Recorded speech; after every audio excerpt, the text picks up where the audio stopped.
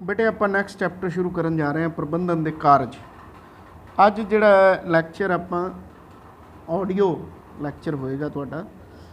ਤੁਹਾਨੂੰ ਮੈਂ PDF ਪਹਿਲੇ ਭੇਜ ਚੁੱਕਿਆ ਇਸ ਚੈਪਟਰ ਦੀ ਔਰ ਆਡੀਓ ਲੈਕਚਰ ਦੇ ਰਾਹੀਂ ਤੁਸੀਂ ਇਸ ਨੂੰ ਸਮਝਣਾ ਹੈ ਔਰ ਸਮਝ ਕੇ ਬੁੱਕ ਤੋਂ ਇਹਨੂੰ ਪੜ੍ਹਨਾ ਹੈ, ਉਸ PDF ਫਾਈਲ ਤੋਂ ਸਮਝਣਾ ਹੈ ਔਰ ਇਹਦੇ ਸੰਬੰਧ ਦੇ ਵਿੱਚ ਜਿਹੜੇ ਪ੍ਰਸ਼ਨ ਹੋਣਗੇ ਉਹ ਆਪਾਂ ਕਰਨੇ ਨੇ। ਨੋਰਮਲੀ ਜਿਹੜਾ ਪ੍ਰਬੰਧਨ ਦੇ ਕਾਰਜ ਜਿਹੜਾ ਚੈਪਟਰ ਹੈ ਇਹਨੂੰ ਕਰਨ ਤੋਂ ਪਹਿਲਾਂ ਜਿਵੇਂ ਆਪਾਂ ਪਿਛਲਾ ਚੈਪਟਰ ਕੀਤਾ ਸੀ ਉਹਦੇ ਵਿੱਚ ਆਪਾਂ ਦੱਸਿਆ ਸੀ ਵੀ ਪ੍ਰਬੰਧਨ ਹੈਗਾ ਕੀ ਹੈ, ਹੁੰਦਾ ਕੀ ਹੈ, ਪ੍ਰਬੰਧਨ ਦੀਆਂ ਲੈਵਲਸ ਆਫ ਮੈਨੇਜਮੈਂਟ ਕੀ ਨੇ, ਇਹਦੇ ਬਾਰੇ ਆਪਾਂ ਪੜ੍ਹਿਆ ਸੀ। ਐਫੀਸ਼ੀਐਂਟਲੀ ਇਫੈਕਟਿਵਲੀ ਕਿਵੇਂ ਕੰਮ ਨੂੰ ਕਰਵਾਇਆ ਜਾਂਦਾ ਮੈਨੇਜਮੈਂਟ ਦੁਆਰਾ, ਇਹਦੇ ਬਾਰੇ ਆਪਾਂ ਪੜ੍ਹਿਆ ਸੀ। ਹੁਣ ਅੱਜ ਆਪਾਂ ਕਰਨੇ ਨੇ functions of management. Functions of management ਯਾਨੀ ਪ੍ਰਬੰਧਨ ਦੇ ਕਾਰਜ। ਕਾਰਜ ਕਹਿ ਲਵੋ, ਕੰਮ ਕਹਿ ਲਓ। ਹਰ ਆਰਗੇਨਾਈਜੇਸ਼ਨ ਵਿੱਚ ਪ੍ਰਬੰਧਨ ਜਿਹੜੀ ਮੈਨੇਜਮੈਂਟ ਜਿਹੜੀ ਹੈ ਵਿਸ਼ੇਸ਼ ਕਾਰਜ ਇਹਦੇ ਦੁਆਰਾ ਕੀਤੇ ਜਾਂਦੇ ਨੇ ਜਿਹੜੇ ਕਿ ਉਸ ਆਰਗੇਨਾਈਜੇਸ਼ਨ ਦੀ ਹੋਂਦ, ਕਾਰਜਵਿਧੀ ਅਤੇ ਸਫਲਤਾ ਇਸ ਮੈਨੇਜਮੈਂਟ ਦੁਆਰਾ ਕੀਤੇ ਗਏ ਕਾਰਜਾਂ ਦੇ ਉੱਪਰ ਨਿਰਭਰ ਕਰਦੀ ਹੈ। ਜੇਕਰ ਮੈਨੇਜਮੈਂਟ ਆਪਣੀ ਭੂਮਿਕਾ ਨੂੰ ਬੜੀ ਐਫੀਸ਼ੀਐਂਟਲੀ ਔਰ ਇਫੈਕਟਿਵਲੀ ਨਿਭਾਉਂਦਾ ਹੈ ਤਾਂ ਉਸ ਆਰਗੇਨਾਈਜੇਸ਼ਨ ਦੀ, ਉਸ ਕੰਪਨੀ ਦੀ ਸਫਲਤਾ ਜਿਹੜੀ ਹੈ ਉਹ ਨਿਸ਼ਚਿਤ ਹੁੰਦੀ ਹੈ। ਯਾਨੀ ਉਸ ਆਰਗੇਨਾਈਜੇਸ਼ਨ ਨੇ, ਉਸ ਸੰਗਠਨ ਨੇ ਸਫਲ ਹੋਣਾ ਹੀ ਹੋਣਾ ਹੈ, ਤਰੱਕੀ ਕਰਨੀ ਹੀ ਕਰਨੀ ਹੈ। ਮੈਨੇਜਮੈਂਟ ਦੇ ਕਾਰਜ। ਮੈਨੇਜਮੈਂਟ ਦੇ ਕਾਰਜ ਹੁੰਦੇ ਕੀ ਹਨ? ਮੈਨੇਜਮੈਂਟ ਦੇ ਯਾਨੀ ਹਰ ਆਰਗੇਨਾਈਜੇਸ਼ਨ ਦੇ ਵਿੱਚ ਆਰਗੇਨਾਈਜੇਸ਼ਨ ਜਿਹੜੀ ਹੈ ਮੈਨੇਜਮੈਂਟ ਦੁਆਰਾ ਕੁਝ ਜਿਹੜੇ ਉਦੇਸ਼ ਨਿਰਧਾਰਿਤ ਕੀਤੇ ਜਾਂਦੇ ਨੇ ਉਹਨਾਂ ਦੀ ਪ੍ਰਾਪਤੀ ਦੇ ਲਈ ਕੁਝ ਵਿਸ਼ੇਸ਼ ਕਾਰਜ ਕਰਦੀ ਹੈ। ਇਹਨਾਂ ਕਾਰਜਾਂ ਨੂੰ ਹੀ ਪ੍ਰਬੰਧਨ ਦੇ ਕਾਰਜ ਕਿਹਾ ਜਾਂਦਾ ਹੈ। ਪ੍ਰਬੰਧਨ ਦੇ ਕਾਰਜਾਂ ਦੀਆਂ ਵਿਸ਼ੇਸ਼ਤਾਵਾਂ ਕੀ ਨੇ? ਇਹ ਜਿੰਨੇ ਵੀ ਕਾਰਜ ਮੈਨੇਜਮੈਂਟ ਦੇ ਵਿੱਚ ਹੁੰਦੇ ਨੇ, ਮੈਨੇਜਮੈਂਟ ਦੁਆਰਾ ਕੀਤੇ ਜਾਂਦੇ ਨੇ, ਇਹ ਸਾਰੇ ਕਾਰਜ ਆਪਸ ਦੇ ਵਿੱਚ ਜੁੜੇ ਹੁੰਦੇ ਨੇ। ਕਿਸੇ ਵੀ ਸੰਗਠਨ ਦੇ ਪ੍ਰਬੰਧਨ ਲਈ ਇਹਨਾਂ ਸਾਰੇ ਕਾਰਜਾਂ ਨੂੰ ਕਰਨਾ ਲਾਜ਼ਮੀ ਹੁੰਦਾ ਹੈ। ਇਹਨਾਂ ਨੂੰ ਇੱਕ ਦੂਜੇ ਤੋਂ ਨਿਖੇੜਿਆ ਨਹੀਂ ਜਾ ਸਕਦਾ। ਪ੍ਰਬੰਧਨ ਦੀ ਜਿਹੜੀ ਪ੍ਰਕਿਰਿਆ ਹੈ ਇਹਦੇ ਵਿੱਚ ਜਿੰਨੇ ਵੀ ਇਹਦੇ ਕੰਮ ਨੇ ਇਹ ਲਗਾਤਾਰ ਜਾਰੀ ਰਹਿੰਦੇ ਨੇ ਔਰ ਸੰਗਠਨ ਦੀ ਸਫਲਤਾ ਇਹਨਾਂ ਕਾਰਜਾਂ ਦੇ ਉੱਪਰ ਹੀ ਨਿਰਭਰ ਕਰਦੀ ਹੈ। ਜਿੰਨੇ ਵਧੀਆ ਢੰਗ ਨਾਲ ਇਹ ਸਾਰੇ ਕਾਰਜ ਹੋਣਗੇ ਉਨਾ ਹੀ ਜ਼ਿਆਦਾ ਉਹ ਸੰਗਠਨ ਸਫਲਤਾਪੂਰਵਕ ਆਪਣੇ ਉਦੇਸ਼ਾਂ ਦੀ ਪ੍ਰਾਪਤੀ ਕਰ ਲਏਗਾ। ਪ੍ਰਬੰਧਕੀ ਸਮਝ ਰੱਖਣ ਵਾਲੇ ਅਲੱਗ-ਅਲੱਗ ਵਿਦਵਾਨਾਂ ਨੇ, ਮਾਹਰਾਂ ਨੇ ਆਪਣੇ ਵਿਚਾਰ ਦੱਸੇ ਨੇ। ਹੈਨਰੀ ਫਿਓਲ ਦਾ ਨਾਂ ਆਪਾਂ ਸਭ ਨੇ ਸੁਣਿਆ ਹੈ। ਹੈਨਰੀ ਫਿਓਲ ਦੀ ਜਿਹੜੀ ਪਰਿਭਾਸ਼ਾ ਹੈ ਪ੍ਰਬੰਧਨ ਦੇ ਕਾਰਜਾਂ ਦੇ ਸੰਬੰਧ ਦੇ ਵਿੱਚ, ਉਹ ਕਹਿੰਦਾ ਹੈ ਪ੍ਰਬੰਧਨ ਤੋਂ ਭਾਵ ਭਵਿੱਖਬਾਣੀ ਕਰਨ ਅਤੇ ਨਿਯੋਜਨ ਕਰਨ, ਸੰਗਠਨੀਕਰਨ, ਆਦੇਸ਼ ਦੇਣ ਅਤੇ ਤਾਲਮੇਲ ਸਥਾਪਿਤ ਕਰਨ ਅਤੇ ਨਿਯੰਤਰਣ ਕਰਨ ਤੋਂ ਹੈ। ਯਾਨੀ ਹੈਨਰੀ ਫਿਓਲ ਦੇ ਅਨੁਸਾਰ ਪ੍ਰਬੰਧਨ ਦੇ ਕਾਰਜ ਕਿਹੜੇ-ਕਿਹੜੇ ਨੇ? ਉਹ ਕਹਿੰਦਾ ਭਵਿੱਖਬਾਣੀ ਕਰਨੀ, ਪਲੈਨਿੰਗ ਕਰਨੀ, ਨਿਯੋਜਨ ਜਿਹਨੂੰ ਆਪਾਂ ਕਹਿੰਦੇ ਇੰਗਲਿਸ਼ ਦੇ ਵਿੱਚ ਪਲੈਨਿੰਗ ਕਰਨੀ, ਆਰਗੇਨਾਈਜੇਸ਼ਨ ਨੂੰ ਬਣਾਉਣਾ, ਸੰਗਠਨ ਨੂੰ ਬਣਾਉਣਾ, ਢਾਂਚਾ ਉਹਦਾ ਵਿਕਸਿਤ ਕਰਨਾ, ਉਸ ਤੋਂ ਬਾਅਦ ਉਸ ਨੂੰ ਆਦੇਸ਼ ਦੇਣੇ, ਉਸ ਤੋਂ ਬਾਅਦ ਜਿਹੜੇ ਅਲੱਗ-ਅਲੱਗ ਫੀਲਡ ਦੇ ਵਿੱਚ ਕਾਰਜ ਸੌਂਪੇ ਗਏ ਨੇ ਉਹਨਾਂ ਦੇ ਵਿੱਚ ਆਪਸ ਦੇ ਵਿੱਚ ਤਾਲਮੇਲ ਸਥਾਪਿਤ ਕਰਨਾ ਔਰ ਜੋ ਆਦੇਸ਼ ਦਿੱਤੇ ਗਏ ਨੇ ਉਹਦੇ ਮੁਤਾਬਕ ਉਹਨਾਂ ਨੂੰ ਕੰਟਰੋਲ ਕਰਨਾ, ਉਹਨਾਂ ਤੋਂ ਕੰਮ ਕਰਵਾਉਣਾ। ਇਹ ਹੈਨਰੀ ਫਿਓਲ ਦੀ ਡੈਫੀਨੇਸ਼ਨ ਹੈ। ਇਸ ਤੋਂ ਇਲਾਵਾ ਕੂਟਨਸ ਅਤੇ ਆਰਡਨਿਲ ਦੁਆਰਾ ਵੀ ਪ੍ਰਬੰਧਨ ਦੇ ਕਾਰਜਾਂ ਦਾ ਵਰਗੀਕਰਨ ਕੀਤਾ ਗਿਆ ਹੈ। ਪਰ ਇਹਦੇ ਮੁਤਾਬਕ ਕੂਟਨਸ ਦੀ ਜਿਹੜੀ ਡੈਫੀਨੇਸ਼ਨ ਹੈ ਉਹਦੇ ਮੁਤਾਬਕ ਵੀ ਪਲੈਨਿੰਗ, ਆਰਗੇਨਾਈਜ਼ਿੰਗ, ਸਟਾਫਿੰਗ, ਨਿਰਦੇਸ਼ਨ ਯਾਨੀ ਡਾਇਰੈਕਟਿੰਗ, ਕੋਆਰਡੀਨੇਸ਼ਨ ਅਤੇ ਨਿਯੰਤਰਣ, ਇਹ ਬੇਟੇ ਅਲੱਗ-ਅਲੱਗ ਚੀਜ਼ਾਂ ਹੁੰਦੀਆਂ ਕੀ ਨੇ ਇਹਨਾਂ ਦੇ ਬਾਰੇ ਆਪਾਂ ਬੜੀ ਡਿਟੇਲ ਦੇ ਵਿੱਚ ਅੱਗੇ ਪੜ੍ਹਾਂਗੇ, ਮੈਂ ਤੁਹਾਨੂੰ ਸਮਝਾਵਾਂਗਾ। डिटेल आप सारी करांगे। इसनूं तुसीं एक बारी एवें ही समझो। तो जिहड़ा पहला दस्सिया गया नियोजन यानी जिन्हों आप प्लैनिंग कहने हाँ, संगठनीकरण जिन्हों ऑर्गेनाइजिंग करना कहते हाँ, नियुक्तिकरण यानी स्टाफिंग या स्टैफिंग भी कह दें, निर्देशन यानी डायरैक्ट करना, आदेश देना, और तालमेल बनाना जिन्हों आप इंग्लिश के कोआर्डीनेशन कहने हाँ, नियंत्रण यानी कंट्रोल करना। इस तो इलावा एक बड़ी पॉपुलर डेफिनेशन होर है, वो है लूथर गैलिक की। ਉਹਦੀ एक छोटी फॉर्म भी बड़ी मशहूर है, POSD पोस्ट कॉर्ब यानी POSD CORB। ये भी बड़ी मशहूर है, कई बार ये छोटा प्रश्न भी बनता है। इसका मतलब की है, P मतलब प्लैनिंग, O मतलब ऑर्गेनाइजिंग, S मतलब स्टैफिंग, D मतलब डायरैक्टिंग, C मतलब कोआर्डिनेटिंग, O यानी ऑफ, R का मतलब है रिपोर्टिंग, तो B का मतलब है बजटिंग। पोस्ट कॉर्ब की डेफिनेशन भी कई बार आ जाती है भी इसकी फुल फॉर्म दसो, तो यदि फुल फॉर्म आप दस सकते हाँ। ये सारे जिहड़े प्रबंधन के कार्य ने, इन्हां दी डिटेल बेटे आप करनी है। अगे एक चित्र बना के उन्होंने दस्या है भी प्रबंधन के जिहड़े कार्य की ने, सारे तुहानूं मैं दसांगा। नियोजन का मतलब की हुंदा है, संगठनीकरण का मतलब की हुंदा है, नियुक्तिकरण का मतलब की हुंदा है, अगे निर्देशन का की मतलब है, तालमेल का की मतलब है, नियंत्रण का की मतलब है। ये मुख्य तौर पर बेटे 6 मोटे मोटे काम जिहड़े ने, ये सारिਆਂ ਨੂੰ रला के जे आप एक डेफिनेशन बना लीए तो 6 मोटे मोटे काम सामने आते हैं। पहला है प्लैनिंग जिन्हों आप पंजाबी दे विच नियोजन कहने हाँ। नैक्सट पॉइंट है संगठनीकरण जिन्हों आप संगठन बनाना या ऑर्गेनाइजिंग कहते हाँ। उस तो नैक्सट पॉइंट है नियुक्तिकरण यानी स्टाफिंग। उस तो नैक्सट पॉइंट है निर्देशन यानी कि डायरैक्टिंग। और इस तो बाद है तालमेल या कोआर्डीनेशन। और लास्ट पॉइंट है नियंत्रण। ये जिहड़ा पॉइंट है नियंत्रण का, यानी प्रबंधन के कार्य प्लैनिंग तो शुरू होंदे हन ते नियंत्रण ते खत्म होंदे हन। जे इंग्लिश च आपां कह लीए तो प्लैनिंग तो शुरू होंदे हन ते कंट्रोलिंग ते ये खत्म होंदे हन। प्लैनिंग पहला कार्य है और कंट्रोलिंग इसका लास्ट कार्य है। ये बारे आप हुण अलग अलग फंक्शनस के बारे सारी यानी जिहड़े काम ने प्लैनिंग दे, प्लैनिंग की हुंदी है, अलग अलग कामां दे बारे विस्तार नाल पढ़ांगे। हुण इहनूं आपां समझण वास्ते वेखो, जे वैसे गल्लां बातां करिए या किताबी भाषा च समझिए तो गल्लां होर तरह ने। मैं तुहानूं एक एग्जाम्पल दे नाल इहनूं समझाउण की कोशिश करदा भी ये कार्य किवें किवें हुंदे ने, मैनेजमेंट किवें कार्य करदी। फॉर एग्जाम्पल आपां एक वड्डी कंपनी अपनी है, यानी कारां बनाउण दी मान लो अपनी फैक्ट्री है, कारां बनाउण दी फैक्ट्री है और टॉप लैवल मैनेजमेंट अपनी बॉम्बे बैठी है और अपना एक यूनिट है जिहड़ा पंजाब दे विच कारां बनाउण दी फैक्ट्री लगी हुई है। हुण देखो तुसीं जिहड़ी अपनी टॉप लैवल मैनेजमेंट जिहड़ी बैठी है बॉम्बे दे विच, बॉम्बे दे विच जिहड़ी मैनेजमेंट बैठी है उन्हें उद्देश निश्चित कर दिता फैक्ट्री दे वास्ते भी ये फैक्ट्री जिहड़ी है साल दे विच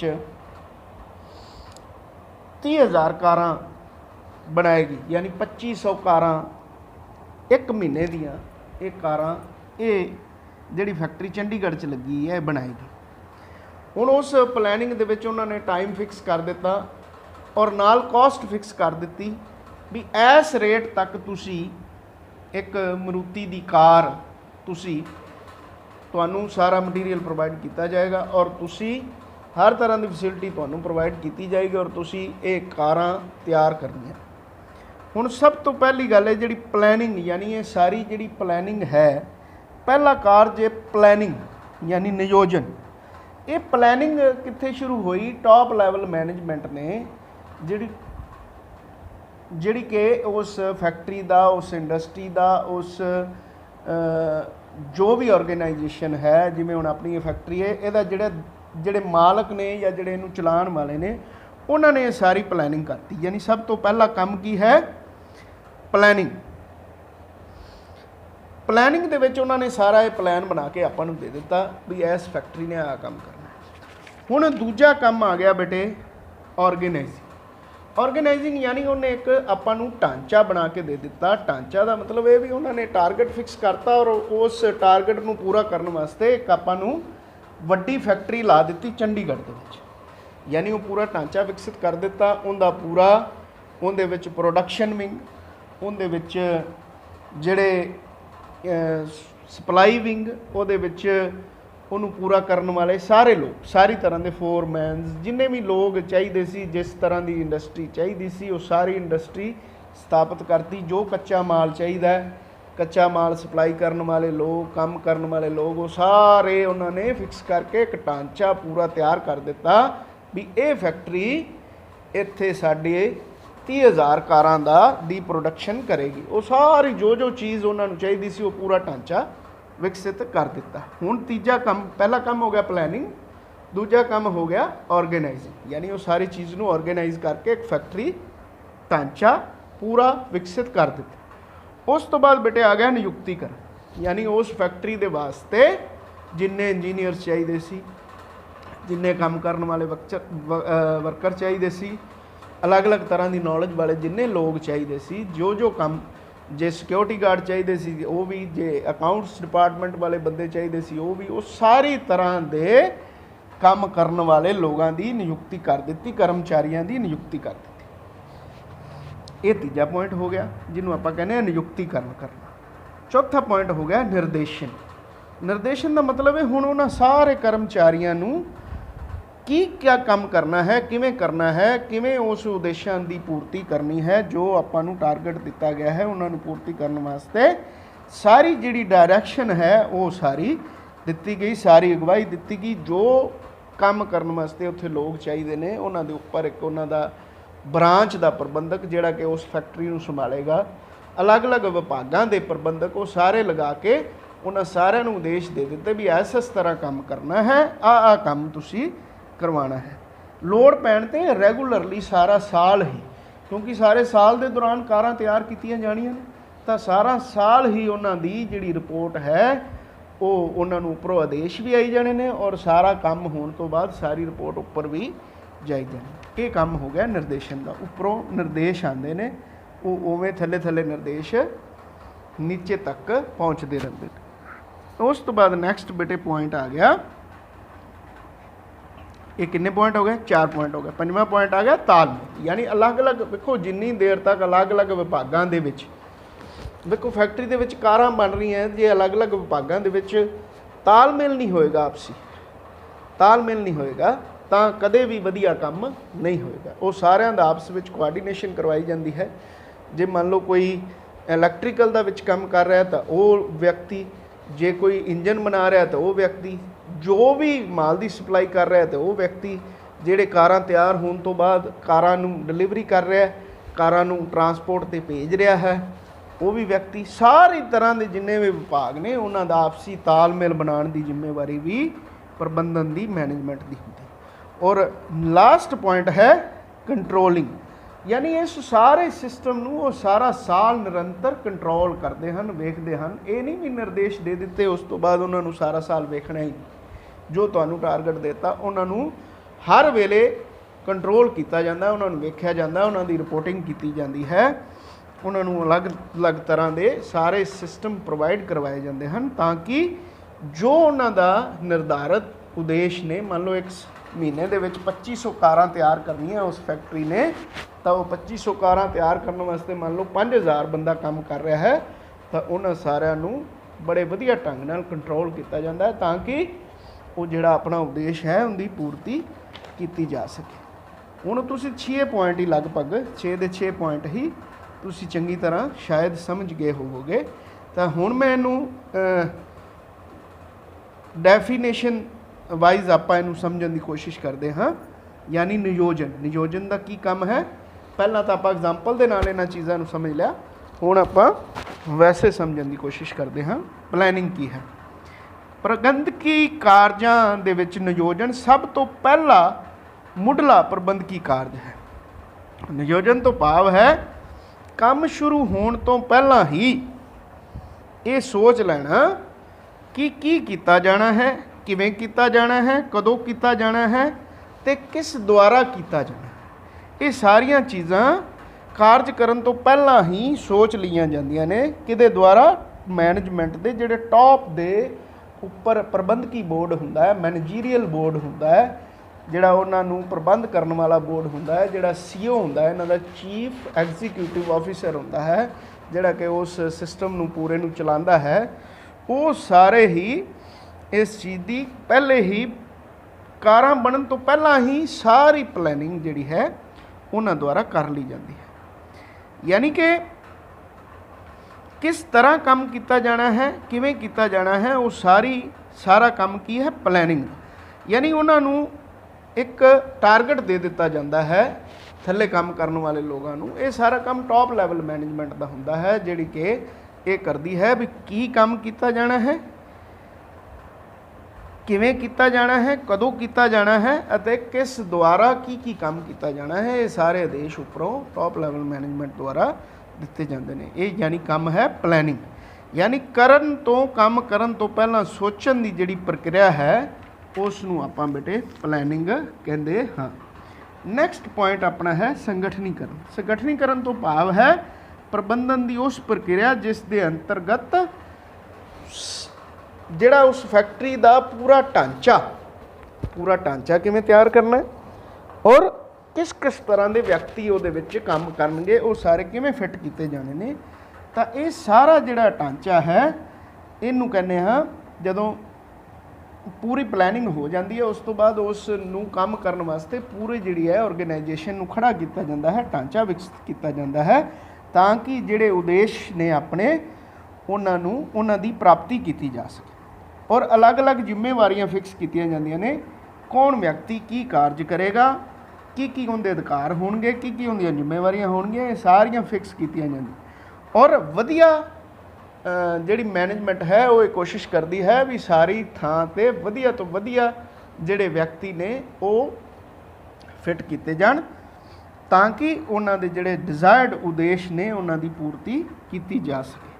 ਯਾਨੀ ਕੰਮਾਂ ਦੀ ਪਛਾਣ ਕਰਨੀ, ਕੰਮਾਂ ਦੀ ਵੰਡ ਕਰਨੀ, ਵਿਭਾਗੀਕਰਨ ਕਰਨਾ, ਅਲੱਗ-ਅਲੱਗ ਵਿਭਾਗਾਂ ਦੇ ਮੁਖੀ ਵਿਭਾਗ ਬਣਾ ਦੇਣੇ, ਉਪਯੁਕਤ ਕਰਮਚਾਰੀਆਂ ਨੂੰ ਜ਼ਿੰਮੇਵਾਰੀਆਂ ਦੇ ਦੇਣੀਆਂ, ਉਹਨਾਂ ਦੇ ਅਧਿਕਾਰ ਦੱਸ ਦੇਣੇ, ਉਹਨਾਂ ਦੇ ਆਪਸੀ ਸੰਬੰਧ ਦੱਸ ਦੇਣੇ ਵੀ ਕਿਹੜੇ ਬੰਦੇ ਨੇ ਕਿਹਨੂੰ ਰਿਪੋਰਟ ਕਰਨਾ। ਇਹ ਸਾਰਾ ਢਾਂਚਾ ਜਿਹੜਾ ਹੈ ਵਿਕਸਿਤ ਕਰ ਦਿੱਤਾ ਜਾਂਦਾ ਹੈ, ਜਿਹਨੂੰ ਆਪਾਂ ਕਹਿੰਦੇ ਹਾਂ ਸੰਗਠਨੀਕਰਨ ਕਰਨਾ। ਉਸ ਤੋਂ ਬਾਅਦ ਬੇਟੇ ਇਹ ਜਿਹੜੇ ਆਪਾਂ ਕਰ ਰਹੇ ਹਾਂ ਨਾ ਬੇਟੇ, ਇਹ ਸਾਰਿਆਂ ਦੇ ਉੱਪਰ ਇੱਕ ਅਲੱਗ-ਅਲੱਗ ਬਾਅਦ ਵਿੱਚ ਇੱਕ ਪੂਰਾ ਚੈਪਟਰ ਆ। ਪਲੈਨਿੰਗ ਦਾ ਇੱਕ ਅਲੱਗ ਚੈਪਟਰ। ਇਹ ਜਿਹੜੇ ਆਪਾਂ 6 ਟੌਪਿਕ ਕਰ ਰਹੇ ਹਾਂ ਇਹ 6 ਚੈਪਟਰ ਹੀ ਨੇ। ਪਹਿਲਾ ਚੈਪਟਰ ਨਿਯੋਜਨ, ਪਲੈਨਿੰਗ ਦਾ ਅੱਗੇ ਚੈਪਟਰ ਆਏਗਾ, ਫਿਰ ਸੰਗਠਨੀਕਰਨ ਦਾ ਇੱਕ ਪੂਰਾ ਚੈਪਟਰ ਆਏਗਾ, ਅੱਗੇ ਐਵੇਂ ਸਾਰੇ ਅਲੱਗ-ਅਲੱਗ ਸਾਰੇ ਹੀ ਚੈਪਟਰਸ ਆਉਣਗੇ। ਇੱਕ ਸਟਾਫਿੰਗ ਦਾ ਵੀ ਚੈਪਟਰ ਆਏਗਾ, ਡਾਇਰੈਕਟਿੰਗ ਦਾ ਵੀ ਚੈਪਟਰ ਆਏਗਾ ਔਰ ਕੰਟਰੋਲਿੰਗ ਦਾ ਵੀ, ਕੋਆਰਡੀਨੇਸ਼ਨ ਦਾ ਵੀ। ਇਹਨਾਂ ਸਾਰਿਆਂ ਦੇ ਇੱਕ ਅਲੱਗ-ਅਲੱਗ ਚੈਪਟਰ ਆਉਣਗੇ। ਇਹੀ ਆਪਣੇ ਅੱਗੇ 6 ਚੈਪਟਰ ਨੇ। ਇਹ 6 ਪੁਆਇੰਟ ਸਮਝ ਲੈ ਚੰਗੀ ਤਰ੍ਹਾਂ। ਜਿਸ ਬੱਚੇ ਨੇ ਉਹਨੇ ਸਮਝ ਲਓ ਵੀ ਅਗਲੇ 6 ਚੈਪਟਰ ਉਹਦੇ ਵਾਸਤੇ ਕੁਝ ਵੀ ਨਹੀਂ ਹੈਗੇ। ਤਾਂ ਇਸ ਕਰਕੇ ਤੀਜਾ ਪੁਆਇੰਟ ਆਪਣਾ ਜਿਹੜਾ ਉਹਨੂੰ ਸਮਝ ਲਓ। ਯਾਨੀ ਸਟਾਫਿੰਗ ਦਾ ਮਤਲਬ ਹੁੰਦਾ ਜਿਹੜਾ ਢਾਂਚਾ ਤਿਆਰ ਹੋ ਗਿਆ, ਅਲੱਗ-ਅਲੱਗ ਵਿਭਾਗ ਬਣਾ ਦਿੱਤੇ, ਹੁਣ ਉਹਨਾਂ ਦੇ ਵਿੱਚ ਨਿਯੁਕਤੀਆਂ ਕਰਨੀਆਂ, ਕਰਮਚਾਰੀਆਂ ਨੂੰ ਫਿੱਟ ਕਰਨਾ, ਲੋੜੀਂਦੇ ਕਰਮਚਾਰੀਆਂ ਦੀ ਪਛਾਣ ਕਰਨੀ, ਉਹਨਾਂ ਦੀ ਜ਼ਿੰਮੇਵਾਰੀਆਂ ਫਿਕਸ ਕਰਨੀਆਂ, ਉਹਨਾਂ ਦੀ ਨਿਯੁਕਤੀ ਕਰਨੀ, ਲੋੜ ਪੈਣ 'ਤੇ ਉਹਨਾਂ ਨੂੰ ਸਿਖਲਾਈ ਦੇਣੀ। ਔਰ ਇਕੱਲੀ ਸਿਖਲਾਈ ਹੀ ਨਹੀਂ ਦੇਣੀ, ਜਿਹੜੇ ਕਰਮਚਾਰੀ ਵਧੀਆ ਕੰਮ ਕਰਨ ਉਹਨਾਂ ਨੂੰ ਅੱਗੇ ਤਰੱਕੀਆਂ ਦੇਣੀਆਂ, ਉਹਨਾਂ ਨੂੰ ਕੰਮ ਦੱਸਣੇ। ਇਹ ਸਭ ਕੰਮ ਕਿਹਦੇ ਵਿੱਚ ਆ ਜਾਂਦੇ ਨੇ? ਨਿਯੁਕਤੀਕਰਨ। ਯਾਨੀ ਨਿਯੁਕਤੀਕਰਨ ਦੇ ਪ੍ਰਬੰਧਕੀ ਕਾਰਜ ਵਿੱਚ ਸੰਗਠਨ ਦੇ ਢਾਂਚੇ ਵਿੱਚ ਪੈਦਾ ਕੀਤੀਆਂ ਗਈਆਂ ਕਾਰਜਕਾਰੀ ਸਥਿਤੀਆਂ ਨੂੰ ਭਰਨ ਲਈ ਕਰਮਚਾਰੀਆਂ ਦੀ ਉਚਿਤ ਅਤੇ ਪ੍ਰਭਾਵਪੂਰਨ ਚੋਣ, ਮੁਲਾਂਕਣ ਅਤੇ ਵਿਕਾਸ ਨੂੰ ਸ਼ਾਮਲ ਕੀਤਾ ਜਾਂਦਾ ਹੈ। ਯਾਨੀ ਬੜੇ ਵਧੀਆ ਢੰਗ ਦੇ ਨਾਲ ਕਰਮਚਾਰੀਆਂ ਦੀ ਨਿਯੁਕਤੀ ਕਰ ਲਈ ਜਾਂਦੀ ਹੈ ਔਰ ਹਰੇਕ ਦਾ ਕੰਮ ਫਿਕਸ ਕਰ ਲਿਆ ਜਾਂਦਾ ਹੈ, ਇਹਨਾਂ ਨੂੰ ਆਹ ਕੰਮ ਸੌਂਪਿਆ ਜਾਏਗਾ। ਉਸ ਤੋਂ ਬਾਅਦ ਬੇਟੇ ਨੈਕਸਟ ਪੁਆਇੰਟ ਹੈ ਆਪਣਾ ਨਿਰਦੇਸ਼ਨ। ਹੁਣ ਉਹਨਾਂ ਨੂੰ निर्देश दिते जाते हैं, लीडरशिप दी जाती है, गवाही दी जाती है। निर्देश यानी निर्देश उपरों आने ने, किन्ना ने देने ने? टॉप लैवल मैनेजमेंट, भी आह काम इस तरह किया जाता है। कर्मचारियों नूं कल्ले निर्देश ही नहीं देने, जे कोई कर्मचारी थल्ले सियाणा है तो वह भी उपर वालियां नूं सलाह दे सकता है भी आह काम नूं जे आपां इस ढंग नाल, क्योंकि जिहड़ा व्यक्ति काम करता है उन्होंने उस काम की ज़्यादा नॉलेज होंदी है, काम करवाउण वाले नालों भी कई बारी वो कोई वधिया सलाह दिंदा है। तो मैनेजमेंट हमेशा कोशिश करती है जे किसी थल्ले वाले कर्मचारी की सलाह चंगी है तो वह भी मनी जाए, ताकि काम वधिया ढंग नाल होवे। उन्हां नूं लोड़ पैण ते गवाही देनी, निर्देश देने और वधिया तो वधिया ढंग नाल उन्हां तो काम करवाना, ताकि जिहड़े अपने उद्देश ने उन्हां दी पूर्ति की जा सके। अगवाई देना, निर्देशन देना, संचार करना। संचार करने का मतलब होंदा बेटे भी उपरों जो भी इन्फॉर्मेशन है थल्ले नूं जानी, और थल्लों सारी रिपोर्ट जिहड़ी है उपरों का मतलब टॉप लैवल मैनेजमेंट तो मीडियम लैवल मैनेजमेंट जिहड़ी मिडल लैवल मैनेजमेंट उहदे तक सारी रिपोर्ट आती है, और उस तो बाद थल्ले लोअर लैवल मैनेजमेंट तक जो थल्ले सुपरवाइजर कर्मचारी जिन्हें भी काम कर रहे हैं उन्हां दी सारी रिपोर्ट सारी एवें उपरों थल्ले नूं जाती है। जिहड़ी उपरों सारे निर्देश आते हैं और थल्लों सारी रिपोर्टिंग उपर वाल नूं टॉप लैवल मैनेजमेंट तक जाती है। इस तो बाद है बेटे हुण तुसीं भी मान लो, और समय समय पर उन्हों का निरीक्षण भी किया जाता है कि काम सही ढंग नाल हो रहा है कि नहीं है। सब तो जिहड़ा मोस्ट इंपॉर्टेंट पॉइंट है तालमेल बनाना, यानी अलग अलग जिहड़े विभाग ने उन्हां दे विच आपसी तालमेल बनाना बड़ा जरूरी है। जे अलग अलग विभागों के विच तालमेल नहीं होएगा तो कदे भी कोई फैक्ट्री या कोई अदारा वधिया काम नहीं कर सकेगा।